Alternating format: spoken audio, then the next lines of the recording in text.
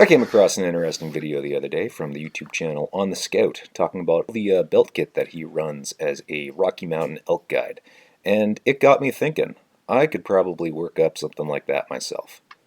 My kit needs to hold my knife, an accessory pouch, or two, as well as this cartridge holder that I made a few years back.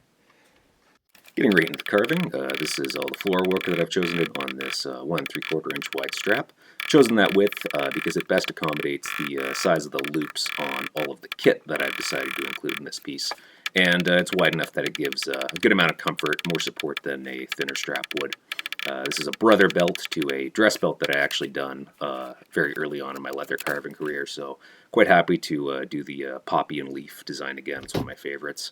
I've done all of the dyeing and finishing work off camera, and now you can see the final assembly, riveting in the billets as well as the buckles, and making sure everything fits together nicely. And with the dark leather finish that I've put on it, and brass rivets, I think it looks pretty sharp.